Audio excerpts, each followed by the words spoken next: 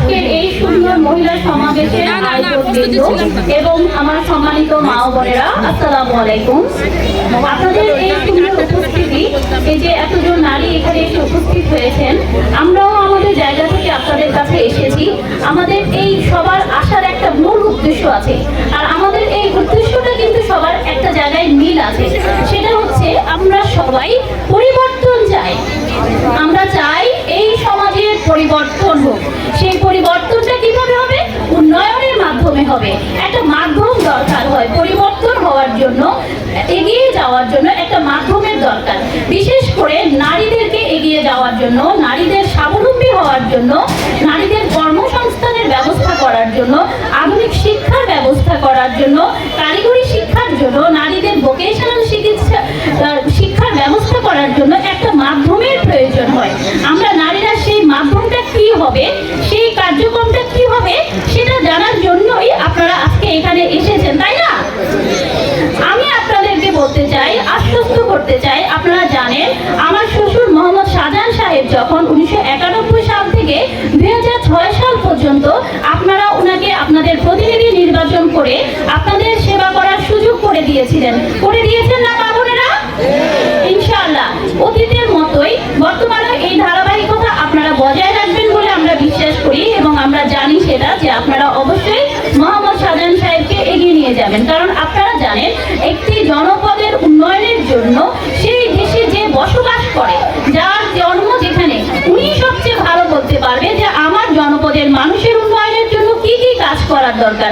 আমাদের নারীদের জন্য, আমার জনপদের মা বোনরা এগিয়ে আসার জন্য, উন্নতি করার জন্য, তাদের চিকিৎসা সেবা নিশ্চিত করার জন্য, তাদেরকে সুবিধা দেওয়ার জন্য, তাদেরকে সুযোগ করে দেওয়ার জন্য, পড়ালেখার কর্মক্ষেত্রে নিরাপত্তা ব্যবস্থা করার জন্য কি কি পদক্ষেপ গ্রহণ করতে হবে, সেটা সম্পূর্ণ ওই এলাকার যে জন্মগ্রহণ করেছে, যে ওই এলাকার পথে প্রান্তরে হেঁটে বেরিয়েছে, একমাত্র সেই ব্যক্তিই করতে পারবে।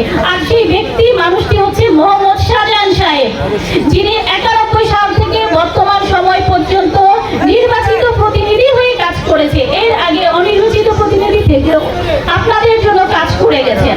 এজন্য আমরা আপনাদের কাছে অবশ্যই প্রত্যাশা রাখতে পারি, এবং আপনারাও জানেন যে উনি আপনাদের মানুষ, উনি হচ্ছেন দরিদ্র, গরিব, দুঃখী, অসহায় মানুষের স্বজন।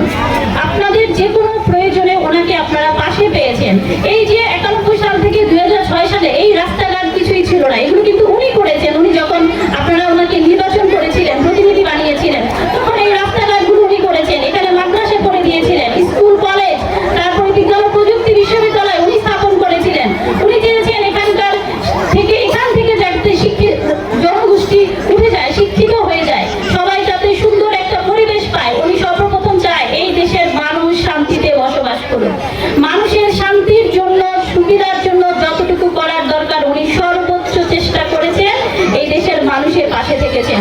উনি যখন অসুস্থ ছিল তখন আপনারা আপনাদের ভালোবাসা, আপনাদের দোয়ায় আপনারা আল্লাহর কাছে দোয়া করেছেন যাতে আল্লাহ তাআলা ওনাকে সুস্থ করে আপনাদের মাঝে ফিরিয়ে এনে আপনাদের জন্য কাজ করার সুযোগ করে দেয়। মহান আল্লাহ রাব্বুল আলামিন আপনাদের দোয়া কবুল করেছেন, ওনাকে আপনাদের কাছে ফিরিয়ে দিয়েছেন। এবং আমার শ্বশুর মোহাম্মদ শাহজাহান সাহেব এটা বিশ্বাস করেন যে এই জনপদের মানুষের দোয়ায় আল্লাহ ওনাকে এখানে ফিরিয়ে দিয়েছে। নিশ্চয়ই ওনার কোনো কাজ